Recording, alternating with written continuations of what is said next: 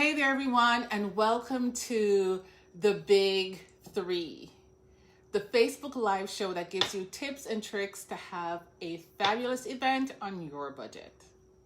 My name is Melody Dixon, and I'm the CEO and founder of the company. My portfolio includes forward-thinking, savvy startups who are just starting their business, launching a product. You know, COVID has really gotten everyone into the workplace. So while they're busy creating that thing that they do, the course, their training, their product, my job is to help them launch into the world in a positive light. I also work with companies who are already in the industry, and they have programs every year: company picnic, holiday party, sales training, product launches, State of the Union addresses to the staff. And my job is to take care of all the behind the scenes grunt work so that they can go ahead and do what they need to do.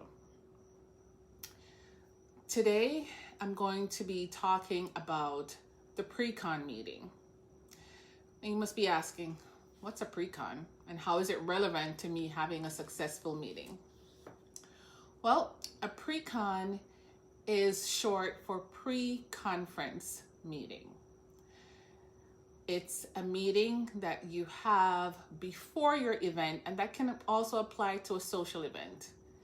Weddings may call it like an event summary meeting or a wedding summary meeting, pre-party meeting. But for my purposes, since my focus is corporate clients, I do pre-con.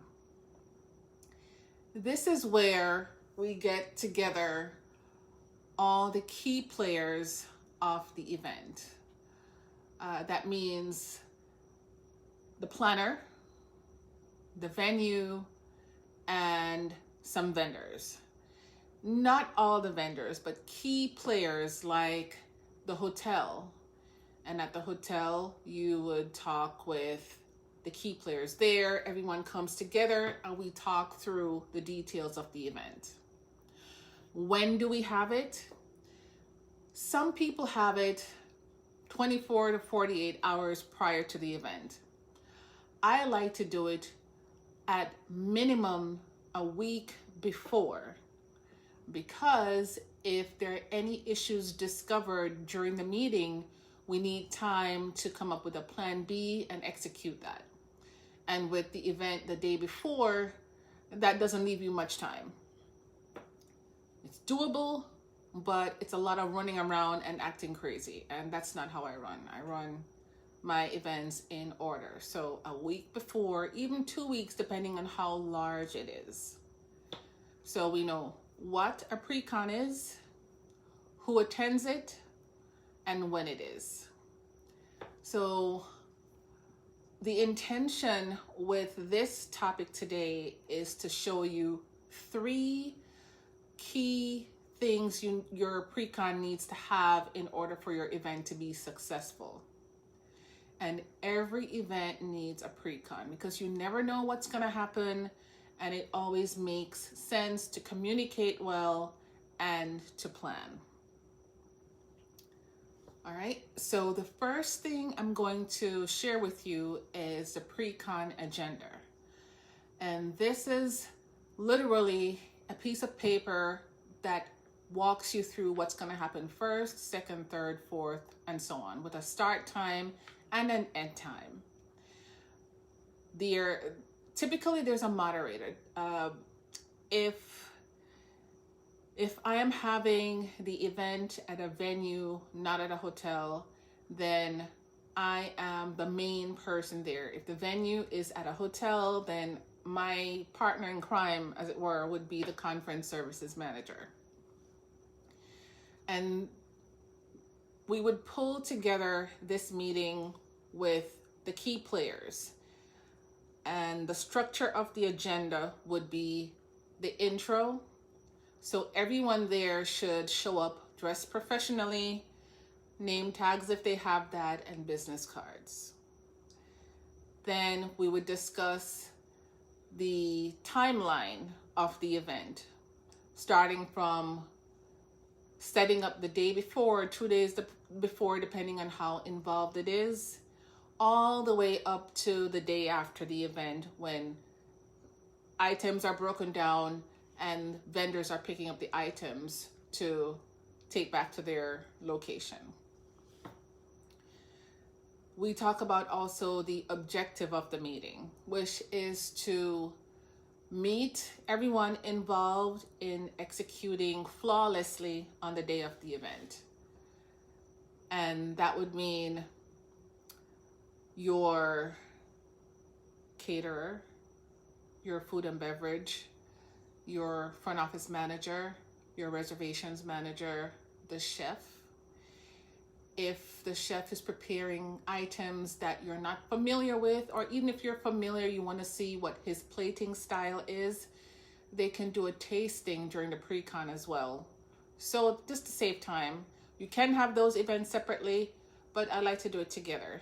We're all around a big table and we each go around, introduce ourselves, talk about your role and how it pertains to the event, and you talk about your staff and what they need to do. The point of this is to have each key element communicate their role so that everyone understands where they fit in the big picture. So necessary. And it helps to put a face to the name. So on the day of the event, if you're trying to identify someone who's happens to not be in a uniform with the company's logo, then you can say, that person was in the meeting last week.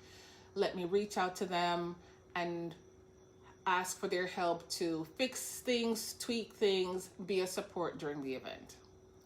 So number 1 is the pre-con agenda. Hey, Yvette! Mwah. The purpose of the pre-con is to have all the key players come together, have them introduce themselves, convey the objectives of the event, which could be sales focused. It could be information focused. Thanks for the love, sweetheart. Number 2 is to get all the vendors in the same room. So not only is the agenda okay, but the next step is to have a deep conversation as to the elements that each vendor brings, so you can understand their role and how it connects with the other people. Hey Jazzy, thanks for coming in. I'm going to give you an example. So let's say you have a corporate event and the caterer is scheduled to come at 8 o'clock to set up and do what they do, start preparing the food. And then you schedule the tent company to come after. That is not a good setup, because while the caterer is prepping the food in an open air, the tent company is going to try to build a tent over them. Totally not a thing, totally not safe. So when you understand all the vendors that are coming, you can schedule them correctly. So if you're having an outdoor event, the first people to show up on site would be the tenting company. After the tenting, you do the flooring, you do your AC, then you do the event furniture. Then the caterer can come in their section and do all the prep that they need to do. All right. Another example is if you're having a wedding and you need to have your dance floor with like a spotlight. So when the bride and groom is dancing, there's like the spotlight following them around. You may have smoke going around them as they do their newlywed dance. If you have the dance floor company come after the lighting company, it's not going to work, because the lighting company needs to do 2 things. They need to be there first to set up what are called trusses. They're these big metal frames that they hang above the dance floor and they attach the light to that. and then they have to hang out and wait until the dance floor is laid, so that then they can train the light to focus in the center area, which is where the bride and groom will dance. The flooring company or the lighting company may have the smoke. They may have the smoke, so they need to test that out to see the light on the dance floor, and then what the smoke is going to look like, how it's going to filter in. Is it slow rolling along the ground and then it builds? Hey Kendra, thank you for coming in, sweetheart. You want to have is the smoke going to be rolling along the floor out of the machine and then it builds on the dance floor, or are they going to have it shoot out onto the dance floor so the effect comes quicker? So you definitely have to schedule your vendors the right way so that things are set up the right way. So you definitely want to have at the venue, the first people to come in would be lighting. They set up their trusses, they set up their equipment, then the flooring people come, and then they have the leeway to lay the dance floor. Oftentimes for a wedding, they'll do a monogram. Or if they don't do the monogram on the dance floor, they may have what's called a gobo, which is lighting that is shot through some kind of a stencil-like equipment, and it projects the bride and groom's initial on the dance floor, or a heart, or whatever you want it to be. For corporate event, it'll be the company's logo in the company's colors. So we have to schedule in almost like a conveyor belt kind of a thing. So when the vendors get to meet each other at the pre-con, they are professionals in their fields, so they'll know how to work well with each other. And who knows, you may make a good connection so that outside of your event, they may be able to toss business back and forth to each other. It's just good karma to put people together who work well together and who can help each other. That's my practice. So number 3 would be reviewing the hot buttons of the client. And that's a huge, huge one. When I go to pre-cons, my purpose is to make sure everything syncs well so the client has a flawless event, but I also want to make sure that what makes the client upset does not happen. And hot buttons can range from a messy buffet table to food running out, or AV that's glitchy. Clients don't like that at all. That's why they hire a planner who's going to handle all that behind the scenes. And as a planner, in my portfolio, I have vendors who are professional and skilled in their field. So should something happen, there's a tech right on spot to go take care of it so that there's little to no disruption with the event. That's a hot button with a client. Another one is managing the budget. Sometimes clients will expect, let's say they expect 100 people, and they've set aside this money that the event is paid up. That's it. More people may show up at the event. Of course, 20, 30 more people, that's a good $35 plus per person. That can really add up. Some vendors will say, that's it, I'm paying for 100. If more people show up, they didn't RSVP, so they don't get any food. If you put out food that the client didn't authorize, they will not pay for it. And so as a planner, I have to have that conversation with the venue.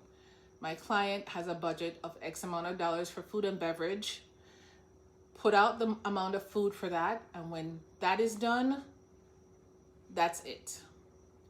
Or the hot button for the client may be they want their brand to be represented as being bountiful and opulent and excess, because that's the kind of client they're trying to attract.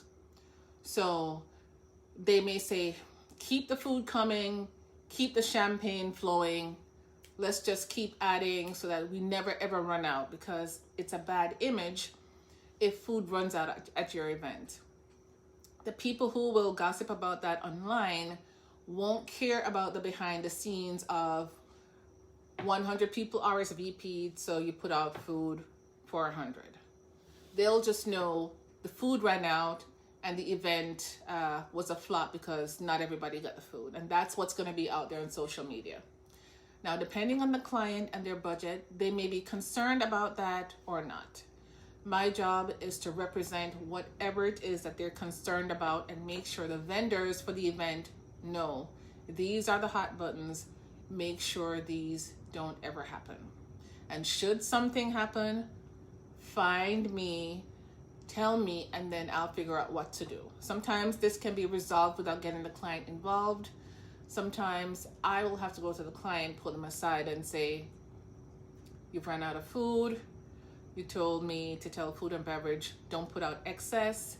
We need to feed 10 more people. Can we go ahead and add that? They may tell me yes or no. My job is to go with that. The second part of number 3 that can be a hot button is the green room. And this is a space that we keep the keynote speakers. And the keynotes have what they call riders, which are almost their must have, apart from being paid, to be at your event. Some people want only sparkling water from Sweden. Some people want their meal, it has to be salmon and a baked potato, and the salmon is baked, not blackened, not steamed, it's baked. Or they may want it grilled and none of the other versions of cooking it. They may want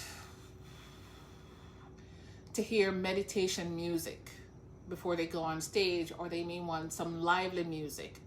All those things are a part of the contract for them being the keynote at the event. And as a planner, my job is to communicate that to the staff of the venue to make sure the meal for the keynote speaker needs to be delivered to the room at this time with this sparkling water from Sweden served on, white china, whatever they want. If we are paying these speakers to speak at the event and this is their requirement, if we agree to that, then we have to provide that. So that could be a hot button for my client because the keynote reflects their brand. So if you have a vendor who didn't remember the salmon and is scrambling around last minute, then my client is going to get mad. The keynote's going to get mad. And then my client is going to come to me because my job was to communicate the keynote's needs to the venue. All right. So those are the 3 things that are important for pre-cons so that you can have a successful event. 1, always come prepared with an agenda. The agenda should include introducing the vendors to each other. They come professionally dressed, they show up on time, they have their business cards, and then as the person running the meeting, I explain the timeline from a day or 2 before the event when all the setup starts, if there's tents that need to be done, any kind of installations that need to be done in the ceiling, on the floor, installing AC, any audiovisual. I have to structure that almost like a conveyor belt. Who comes first, second, third, fourth. Then they kind of meet each other and understand their responsibility. Number 2, understand the logistics of the vendors working together. That is so important. Vendors know who each other is and who is dependent on who to do their job first, so that it can be done in a timely manner. And 3, be mindful of the hot buttons of the client. Express that in the meeting, discuss it. I like to have my pre-cons a good 1 week to 2 weeks prior. So if something is revealed during the pre-con, you have time to go buy it, go rent it, go fix it, whatever it is. Thank you. Kendra says she loves my setup. Thank you. That's what I'm going to talk about next. Any questions on pre-cons, anyone? If you do, just hashtag replay and I'll go ahead and respond. My setup today is all about a purple extravaganza. I came up with that term because my daughter Alicia and I, we did her mermaid party and we called it mermaid extravaganza. So anything that we do with an event, it's called an extravaganza just for the drama of it all. So I'm going with purple today. Satin purple tablecloth, a glass charger with gold beading, white napkin in a crushed shimmer with purple flower just for as an accent piece. I have a purple wine glass, and then the champagne and water goblets are clear. The accent is gold, so gold on the charger, gold on the candlesticks and in the candles, and the little votive piece right here. The backdrop is filled with hydrangeas in a deep purple and a lavender, just for visual interest and contrast. So this I made myself, and I can do this for any of you guys who want a backdrop in colors of your choice. I can suggest a color to kind of complement the linens or to be a contrast so that everything is not matchy-matchy. It all depends on what you like. I decided to be a little bit more matchy because I thought it was cute with the gold. That's my Pro Event Planners design studio project for this month. I'll be posting pictures of that and a short video on TikTok, and I'll be uploading that. If you need help to plan your event on your budget, reach out to me. I'll put a link in the comments for a complimentary consultation. It opens up to my website with a calendar, so you can see the days that I'm free and the times. You select what works for you, and then it automatically pops into my calendar, so I know that I have a meeting with you. It's 1 hour where we get to talk about what's on your mind as far as your event, the purpose, your branding goals for your event, what you expect, and then I put all that together and present you with a proposal, and then we go from there. My intention with my social media platform, all of them, Twitter, LinkedIn, Instagram, all of it, is to show you design ideas, give you tips to have a successful event, and help you grow your business. So see me as a resource. I am very approachable. Any questions you have, reach out to me. You can connect with me on WhatsApp through the Facebook page. Just click the little button and I get all the messages. Or you can email me at info@myproeventplanners.com. I am on LinkedIn as Melody Dixon, Instagram as Melody D Dixon, Twitter as Pro Event Planner, TikTok and Facebook as Pro Event Planners, and what else? YouTube as Pro Event Planners. So I'll put all the links to all of that in the comments. All right. Thank you so much for hanging with me today. Stay tuned for next week, Wednesday at 8 o'clock. I'll have 3 more tips for you. If there's anything you're curious about, go ahead and post it in the comments. I can do a show on that for you and answer the questions. Thank you for subscribing, for liking, for following, all of it. Thank you for joining me today. Thank you and have a great rest of the night.